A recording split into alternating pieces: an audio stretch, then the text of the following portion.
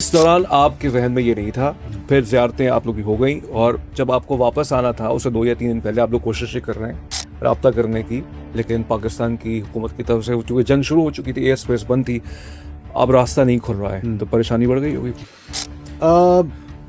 मैं आपको थोड़ा सा बताता हूँ कि थोड़ा सा एक थोड़ी टेक्निकल बात इसमें यह है कि पाकिस्तानी एम्बेसी चूँकि राबते में थी और उसने हमसे जितने भी ज़ायरीन इराक़ में मौजूद थे उन सब के रिकॉर्ड्स तलब कर लिए थे। ठीक है।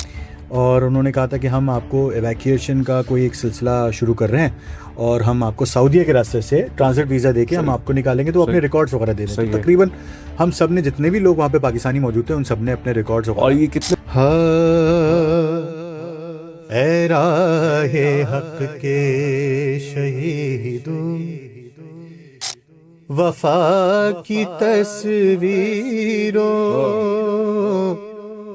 तुम्हें वतन की हवाएं सलाम कहती हैं।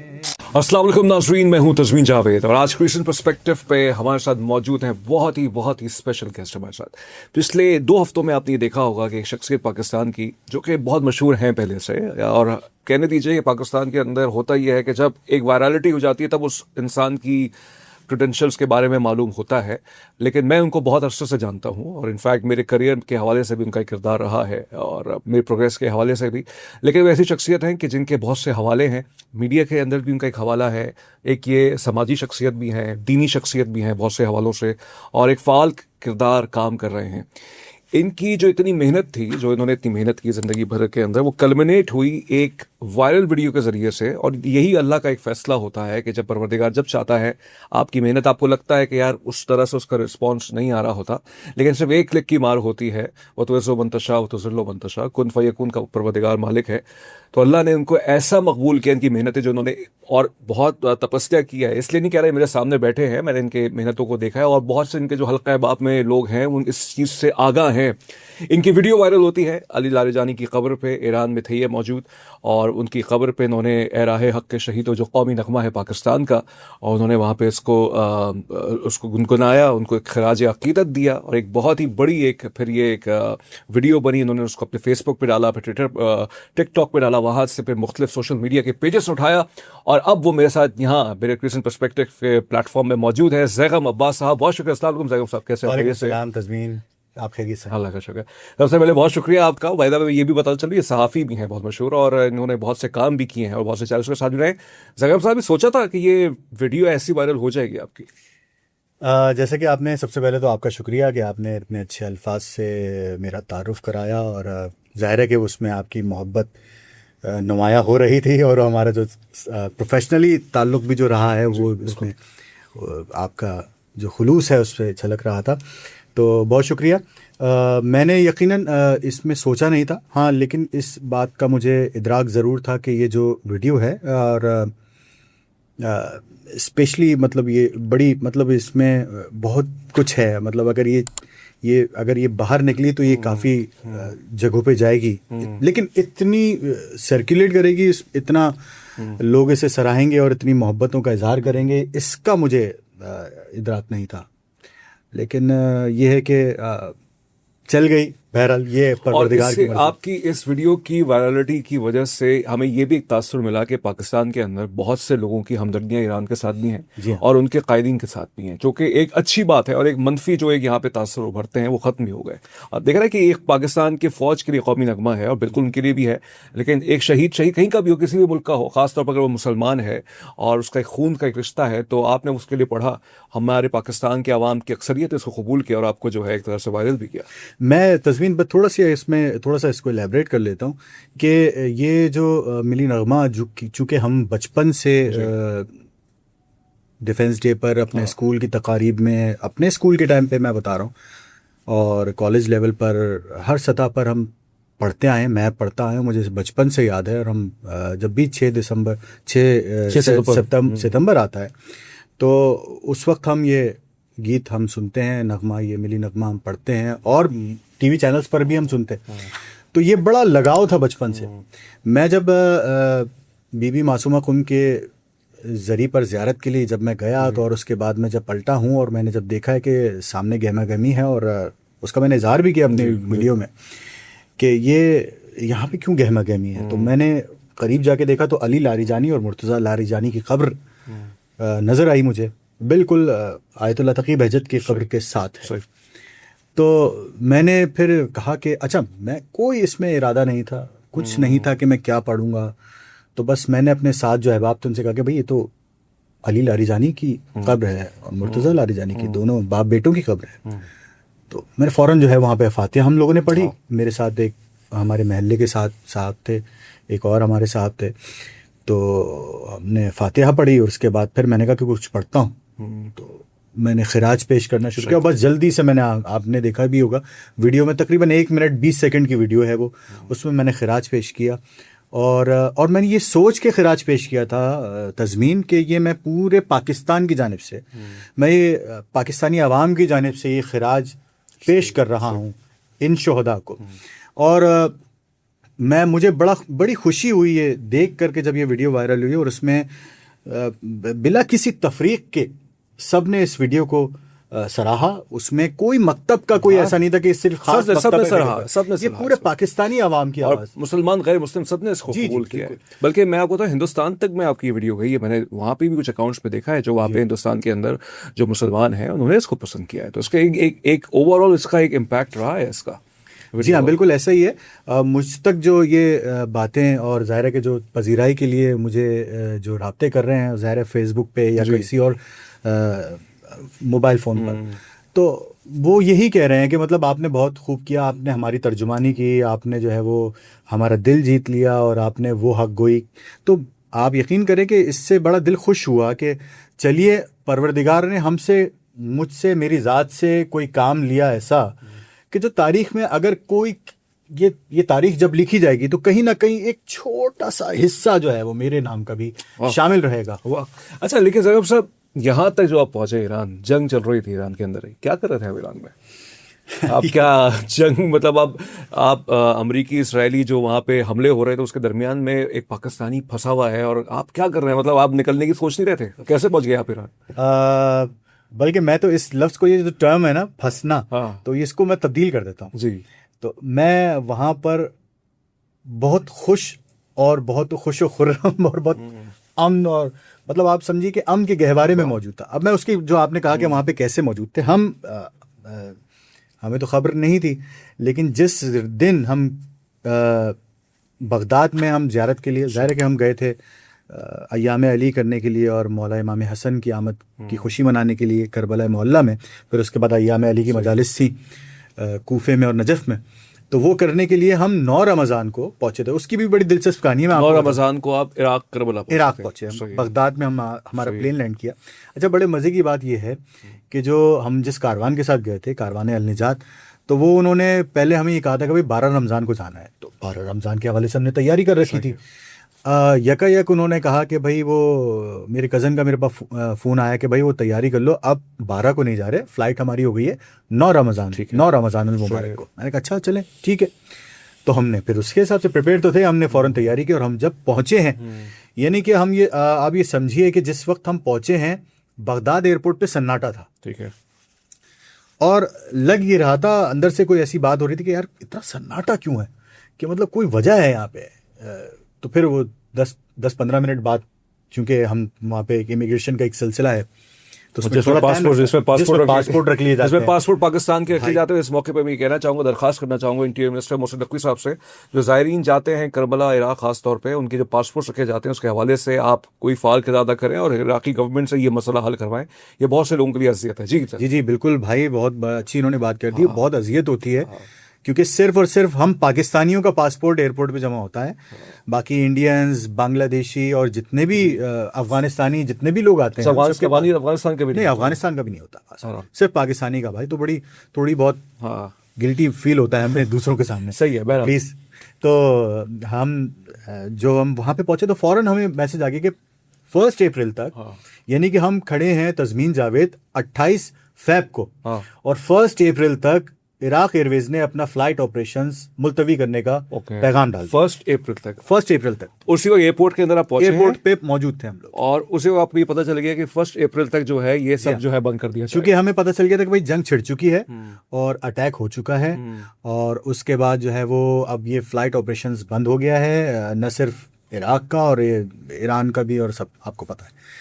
तो फिर हमने कहा कि भाई चलो ठीक है भाई, 2-3 दिन में खुल जाएगा। वो लाइक पिछले बार भी ऐसा हुआ था। 2 दिन में कैसे खुलेगा जब आपके सामने डेट आ गई कि 1 अप्रैल तक बंद है? नहीं, हमें आपको खुशगुमानी, आपको तसल्लियां दे रहे थे। तसल्लियां दे रहे हैं, मतलब सारे जायरीन की बात बता रहा हूँ। सही है कि सब कह रहा हाँ भाई 2-3 दिन में सही हो जाएगा। और उसमें उनकी रहबर की शहादत की खबर भी आ गई। उस वक्त नहीं थी। अच्छा, उस वक्त नहीं थी। और फिर अक्सर लोग हमें राब्ता कर रहे थे जब हम काजमैन जब पहुंचे ज़ियारत के लिए, तो जाहिर है कि हमें इंटेंसिटी का पता चल गया था कि भाई बहुत ज़्यादा मामला बहुत ज़्यादा संगीन हो चुके हैं। लेकिन काजमैन में चूंकि वो बगदाद के अंदर है शहर, लोग हमसे कह रहे थे कि बगदाद में बहुत अफरा तफरी है, लेकिन हम तो कह रहे हैं भाई हम तो 2 दिन से यहाँ पे घूम रहे हैं। सामर्रा भी गए, मदाइन भी गए, वहाँ पे असहाबे रसूल की ज़ियारत की हमने, उनके क़ुबूर की, और मुख्तलिफ़ जगहों पर गए तो घूम रहे थे। और वहाँ पे एक नबी अल्लाह की कब्र की ज़ियारत है, वो भी हमने की, सेम बगदाद सिटी में। लेकिन कोई ऐसा वहाँ पे ऐसा नहीं था कि अफरा तफरी मची है, कुछ भी नहीं था। तो हमें फील ही नहीं हो रहा था। तो हम अगर इमाम मूसा काज़िम की ज़ियारत पे जा रहे हैं तब भी कोई ऐसा फील नहीं हो रहा था। तो हम तो बिल्कुल सुकून से ज़ियारत कर रहे थे। तो हमारे जहन में वो वापसी का जो एक वो था ना एलिमेंट, वो तो उभरा ही नहीं कि भाई अच्छा भाई ऐसा भी होगा हंगामी सूरत, क्योंकि हम जहनी तौर पर हम ये प्रिपेयर थे कि हाँ ये 2-4 दिन का मामला है, ज़्यादा से ज़्यादा 1 हफ्ते तक। सही है। तो इस दौरान आपके जहन में ये नहीं था, फिर ज़ियारतें आप लोग की हो गई, और जब आपको वापस आना था उससे 2 या 3 दिन पहले आप लोग कोशिश कर रहे हैं रब्ता करने की, लेकिन पाकिस्तान की हुकूमत की तरफ से चूँकि जंग शुरू हो चुकी थी, एयर स्पेस बंद थी, अब रास्ता नहीं खुल रहा है, तो परेशानी बढ़ गई होगी। मैं आपको थोड़ा सा बताता हूँ कि थोड़ा सा एक थोड़ी टेक्निकल बात इसमें यह है कि पाकिस्तानी एम्बेसी चूँकि राबते में थी, और उसने हमसे जितने भी ज़ायरीन इराक़ में मौजूद थे उन सब के रिकॉर्ड्स तलब कर लिए थे। ठीक है। और उन्होंने कहा था कि हम आपको एवैक्यूएशन का कोई एक सिलसिला शुरू कर रहे हैं, और हम आपको सऊदीया के रास्ते से ट्रांजिट वीज़ा देके हम आपको निकालेंगे, तो अपने रिकॉर्ड्स वगैरह दे दें। तो तकरीबन हम सब ने, जितने भी लोग वहाँ पे पाकिस्तानी मौजूद थे, उन सब ने अपने रिकॉर्ड्स वगैरह। और ये कितने पाकिस्तानी थे जो फंसे हुए थे अंदाजन? 300 अंदाजन मेरे, हम जिस फ्लाइट में थे वो हमारी वाहिद फ्लाइट लैंड की थी, उसके बाद तो सारी फ्लाइट्स बंद हो गई थी, क्योंकि नॉर्मली सबको 10 रमजान पहले से भी लोग फंसे हुए हैं। पहले से जो रमजान से पहले से थे जो वहाँ पर मौजूद थे वो वहाँ पे थे, तो तकरीबन उनकी भी तादाद ऐसी होगी 300-400। ओके, अच्छा नंबर है, अच्छा खासा लोग परेशान थे। लेकिन चूंकि करबला मोहल्ला और ज़ियारत इतनी बड़ी, ज़ाहिर इतनी वसी है वो जगह, तो वो वहाँ पे अगर कोई पाकिस्तानी दूर से नजर आता था तो पता चलता था हाँ भाई ये पाकिस्तानी, क्योंकि वो आटे में नमक के बराबर भी, ज़ाहिर है आप उनको तस्वीर। तो बहरहाल इस मसले को फिर एक तरफ से आप लोगों ने सोचा गालिबन ईद के बाद कि हमें अब निकलना चाहिए, और इराक़ के अंदर भी जंग का खदशा था, जबकि इराक़ के अंदर भी कुछ मिसाइल फायर हुए हैं, ऐसी बात नहीं है, लेकिन करबला तो सेफ रहा है। लेकिन लोग फंसे हुए थे, लोगों के पैसों का भी मसला होना शुरू हो गया था। लेकिन आप लोग बर वक्त फैसला किया, जिसमें जब मेरी आपसे ऑफ द रिकॉर्ड बात हुई तो मैंने आपको कहा था कि शायद थोड़ा सा रिस्की है ये, और आप लोग by land by route Iran के ज़रिए से आप लोग पाकिस्तान पहुंचना चाह रहे थे। वो सफ़र कैसा रहा 5-6 दिन का? अच्छा, मैं थोड़ा सा वक्त लेते हुए मैं इसको थोड़ा सा और इसको थोड़ा सा खोल दूँ कि देखें वो लोग वहाँ पर थे, और मैं इसमें बड़े मज़े के किस्से और बड़े सबक आमोज़ किस्से भी हैं इस दौरानिए में, कि जैसे ये फंसने का जो लफ्ज़ है उसमें बहुत सारे लोग जो है उसमें थोड़ा मायूब भी समझ रहे हैं। वाक़तन जो करबला की सरजमीन पर लोग जो थे वो बड़े सुकून और इत्मीनान के साथ थे। नजफ़ की वादी में भी, मौला इमाम अली की बारगाह में भी बड़े सुकून और इत्मीनान के साथ थे। 15 रोज़ का नॉर्मली जितने भी लोग काफ़िले जो यहाँ पे ट्रैवल करके जाते हैं, चाहे वो उम्रा करने भी जाएं, तो मुक़द्दस सरजमीन पर जब भी कोई जाता है तो वो एक ड्यूरेशन होता है उनका, 14 दिन का, 12 दिन का, बहुत हुआ तो 15 दिन, मैक्सिमम 15 डेज। तो उसमें ज़्यादा सफ़र भी उनके पास ज़ाहिर है 15 दिन का ही होता है। पैसे जो रकम होती है रकूम वो भी 15 दिन की होती है, कपड़े भी वो उसी हिसाब से, अद्वियात भी उसी हिसाब से लेके आते हैं। तो मैं आपको एक वाक़या सुनाता हूँ। हम बैठे थे मौला अबुल फजल अब्बास के हरम के साथ, मतलब हज़रत अब्बास के हरम के साथ हम बाहर सड़क पे बैठे हुए थे। इस असना में इराकी सामने से गुजरा, हम 4-5 लोग थे। तो इराकियों ने हमें पहचान लिया कि भाई ये पाकिस्तानी है। उस दरमियान ज़ाहिर जंग छिड़ चुकी थी, और ये बात है 20 रमज़ान के बाद की या 20 रमज़ान से पहले की है। उसने हमें हमारे पास करीब आया और उसने कहा कि भाई आप लोग चूंकि पाकिस्तानी लग रहे हैं, मैं भी पाकिस्तान में एक अरसा रहा हूँ, मैं इराकी हूँ, सही। और आपको कोई चीज़ चाहिए हो, घर का रहने का बंदोबस्त हो, खाने का बंदोबस्त हो, कोई और मसला हो, तो आप हमसे रब्ता कीजिए, बल्कि मैं आप हमारे साथ चलिए, हम आपको अपने साथ रखते हैं, कोई ऐसा मसला नहीं है। तो हमने उनसे कहा कि भाई हमारे पास अल्हम्दुलिल्लाह ऐसा कोई मसला नहीं था, हमारे पास तो सारे वेल ऑफ लोग थे अल्हम्दुलिल्लाह, तो कोई ऐसा प्रॉब्लम नहीं था। तो वो होटल्स में भी रह रहे थे और खाने पीने का भी कोई अच्छा, issue नहीं था। इराकी ने आपको मदद की ऑफर की थी? मदद की ऑफर की। और मैं आपको एक और बात बताऊं, जो रमज़ान से पहले से लोग आए हुए थे लोग, उनमें से 11 लोग थे, वो हमारे महल्ले के कुछ लोग थे, उनमें कुछ बुजुर्ग और बीमार खवातीन भी थी, बच्चे भी हैं, वो रमज़ान से पहले के आए हुए थे। सही। उनको एक इराकी ने अपने घर में रखा।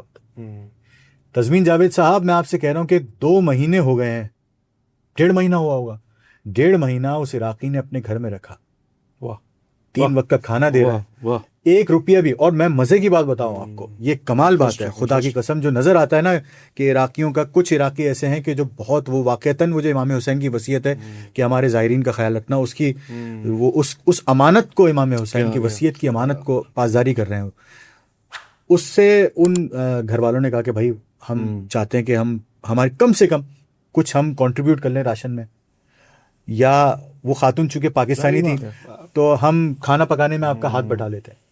तो उस इराकी जो शख्स था, जो उनका शौहर था, उसने कहा कतअन नहीं, बिल्कुल नहीं, एब्सोल्युटली नॉट, एब्सोल्युटली नॉट। वाह। बिल्कुल नहीं। वाह। ये मेरा और इमाम हुसैन। वाह वाह। नहीं, जिस ज़मीन पे आप थे, देखें, ये तो ऑब्वियसली हम मीडिया लैंग्वेज में हम इस्तेमाल करें ना, फंसना ऑब्वियसली, लेकिन बहुत से लोग ये बात कहते हैं कि जब हम मदीना मुनव्वरा में होते हैं, नजफ़ अशरफ में होते हैं, करबला मोहल्ला में होते हैं, काज़बैन में होते हैं, सामर्रा में होते हैं, मशहद में होते हैं और कुम में होते हैं, हमें कोई महसूस नहीं होता कि हम किसी मुश्किल में अगर फंसे भी, तो जो साहिब, जो इस दुनिया के मालिक हैं, जिनको खुदा ने इस दुनिया का मालिक बनाया है, उनके ज़ेर साया हम रहते हैं। तो जैकब साहब, बहुत ही इंटरेस्टिंग आपने ये बातें रखी हैं। जैकब साहब, बहुत आपने खूबसूरत इराक़ का एक किया कि बहुत से लोग इन हालात में भी, जो नामासाइद हालात में फंस रहे थे, फिर भी उनको इत्मीनान था। ईरान के लिए आप लोग जब निकले पाकिस्तान आने के लिए, खदशा तो होगा ना कि भी मिसाइल हम पे आके ना गिर जाए, और क्या रास्ता अपनाया जाए, कैसे अपनाया जाए, वो क्या प्रोसेस था, वो स्टार्ट किया? अच्छा, हमारे पास तज़मीन साहब, असल में बात यह है कि ज़ाहिर हम तो सब मीडियोकर लोग जी, तो हमें जो खर्चा, जो इवन के, ये खुद कह रहे मीडियोकर है नहीं है, ये एक अलग बहस है। अच्छा। तो वहाँ से जाने के लिए हमें तकरीबन, मेरी वालिदा भी मेरे साथ थी, मेरी खाला भी मेरे साथ थी, मेरी मामी भी, मेरी एक बहन, और फिर हमारे दीगर अहबाब साथ थे। तो जाहिर सी बात है कि वो जो 3-3.5 लाख का जो खर्चा आ रहा था, वो ज़्यादा पड़ रहा था। तो वो हमने फिर ये सोचा कि भाई क्यों ना हम ईरान के रास्ते से सफ़र करें, और वहाँ से होते हुए गुजरे, और कम से कम 4 दिन लगेंगे, 5 दिन लगेंगे, पहुँच तो जाएंगे। खुदा 5 दिन ईरान तक पहुँचने, पाकिस्तान पहुँचने में नहीं, पाकिस्तान पहुँचने में। अच्छा। खुदा ना करता अगर जॉर्डन में फंसते तो वो ज़ाहिर है वहाँ से कैसे निकले, वहाँ तो मुश्किल। तो वो एक अलग मरहला था। तो हमने डिसाइड किया बहुत सोच समझ के, और हाँ, बिल्कुल आपने जैसा कहा, बल्कि कि बिल्कुल ये बात जहन में थी कि जब ईरान में दाखिल होंगे तो वो एक जंगी, और हमें उसकी इंटेंसिटी का उस वक्त तो पता ही नहीं था जब तक हम इराक में थे, क्योंकि वहाँ तो कुछ भी नहीं था ऐसा। तो ईरान में जब दाखिल हो रहे हैं तो उस वक्त क्या आलम होगा, आपने ट्रेन का ट्रैवल करना है, आपने कुम में ठहरना है एक रात, उस वक्त क्या होगा। बिल्कुल ज़ियारत के साथ साथ दिल में एक बात, हर किसी की एक बात ये ज़रूर थी कि भाई कुछ होगा तो भाई, और बल्कि एक जुमला भी ख़वातीन और सारे ज़ायरीन के लब पर था कि भाई पहुंच गए तो गाजी, ना पहुंच सके तो शहीद। तो बिल्कुल ये बात थी जहन में, लेकिन खुशी दिल में ये थी कि चलिए इस आलम में कि लोग लाखों रुपए भी खर्च कर रहे हैं, करोड़ों रुपए भी खर्च कर लें इस वक्त, तो बीबी मासूम कुम के रोज़े की ज़ियारत नहीं हो पाती, क्योंकि एंट्री नहीं है। तो वो हमारे भी, आप लोग खुश नसीबी थे कि आपको ये सब कुछ मौका मिल गया। सब ईरान की जब एंट्री होती है आपकी, जंग चल रही है, लोग सड़कों पर हैं, लोग हर रोज़ आगे, एक फेस्टिवल का भी समा है, एक जज्बा है, जोश जज्बा है, वहाँ पे एक चीज़ देखी है जो मैं चाहता हूँ कि पाकिस्तान के नाज़रीन को बताइए। हाँ, वो क्या देखा आपने? बिल्कुल, मैं शाम के वक्त जब हम तकरीबन 24 घंटे का सफ़र या ऐसे ही कुछ सफ़र करके जब शाम में पहुँचे हम कुम, और मैं देख के बड़ा हैरान हुआ और मेरा सीना चौड़ा हो गया। तज़मीन जावेद, क्या मंजर था वहाँ पे। वहाँ पर लोग जो है वो, हम समझ रहे थे खौफ होगा, लेकिन खौफ नहीं था। वहाँ पे लोग सड़कों पे निकले हुए थे, और हर गाड़ी पर ईरानी परचम लगे हुए थे। और वो जो लम्हा था ना, जो मेरी खुशी का लम्हा था, हर गाड़ी भी ईरानी नहीं, पाकिस्तानी परचम जी लगे जी हुए जी, थे। मैं आपको कह रहा हूँ कि ईरान के साथ पाकिस्तानी परचम भी लगे हुए थे। तो ये मेरे लिए जो है ना, ये मेरा सीना जो है ना खुशी से चौड़ा हो गया कि ये, अच्छा, ये हर गाड़ी में आपने पाकिस्तान के परचम को जी देखा, जी, ईरान के परचम तकरीबन तकरीबन मतलब हर 10 में से 5 गाड़ियां, 4 गाड़ियां, 6 गाड़ियां इसमें। माशाल्लाह। तो मतलब एक तरह से ईरान के लोगों की तरफ से पाकिस्तान का शुक्रिया शुक्रिया अदा शुक्रिया का जेस्चर था ये। तो ये फिर आपको देख के और सीना चौड़ा आपका जी हो हाँ, गया जी होगा। हाँ। इस दौरान आप रफ्ता रफ्ता कुम पहुंचे, बीवी मासूमा कुम के रोजे पे उनकी जियारत की। फिर वहां आपको इल्म था कि यहाँ पे अली लारिजानी की कब्र है, या किसी से पूछा आपने, या आपने लोगों को देखा कि वहां कुछ लोग जमा है अजदहा में लोगों का, उसमें आप चले गए? क्या हुआ, कैसे पता चला आपको, वो लीड कैसे मिली आपको? हाँ हाँ, मैं असल में साथ साथ व्लॉग भी कर रहा था। आप जो मेरा व्लॉग डिलीट भी हो गया, तो वो मैं साथ साथ व्लॉग भी कर रहा था और मुझे हाजिरी भी देनी थी। तो मैं जब बीबी मासूमा कुम की जरी पर हाजिरी के लिए पहुंचा, तो मैंने हाजिरी दी, सलाम अर्ज़ किया, और फिर मैं चूंकि मुझे सारी रात बैठना था, मैंने सोचा था कि मैं यहाँ से नहीं जाऊँगा क्योंकि पता नहीं कब दोबारा आना हो और हालात ऐसे हैं, तो मैं सारी रात यहीं बैठूँगा आज। तो मैं बीबी को सलाम करके मैं ऐसे ही पलटा के उस हॉल में हूँ, वो बिल्कुल हॉल जरी के साथ है। तो मैं जब उस जगह पे आया जहाँ पे कबूर हैं कुछ उलमाए कराम की, तो मैंने जैसे ही मुड़ा तो मैं हॉल में दाखिल हुआ, तो मैंने देखा कि कुछ गहमा गहमी सी है एक पिलर के साथ। तो हालांकि मैं थोड़ी देर पहले उसी जगह से आया था, तो मैंने देखा कि मैंने करीब जाके देखा गहमा गहमी क्यों है। करीब जब मैं गया तो मैंने देखा ज़मीन पर वो एक कब्र बनी हुई थी। कब्र के ऊपर उन्होंने एक बोर्ड लगाया हुआ था, बोर्ड पे 2 तस्वीरें लगी हुई थी। अब जाहिर है हम तो देख चुके थे ना कि चूंकि खबरें तो जाहिर है सोशल मीडिया के थ्रू हमें काज़वैन में मिल ही रही थी। तो उसमें फिर अली लारिजानी और मुर्तज़ा लारिजानी दोनों बाप बेटों की कब्र थी। तो मैंने फिर जो मेरे साथी थे, मैंने सबको बुलाया, मैंने कहा देखिए ये अली लारिजानी और मुर्तज़ा लारिजानी की खब्र। तो फिर हम सब ने फिर वहाँ पे फातिहा पढ़ी, पूरे सब मोमिनीन की जानिब से, सब पाकिस्तानियों की जानिब से। मैंने सूरह कद्र की तिलावत की, जो हाथ रख के जो हम लोग करते हैं। और फिर उसके बाद जो है वो मैंने फिर वो खिराज पेश किया। जो खिराज में आप सलाम भी पढ़ सकते थे, नौहा भी पढ़ सकते थे, बेशक आपने शायद वो भी पढ़ा होगा। इस तरह आने का ख्याल कैसे आया आपको?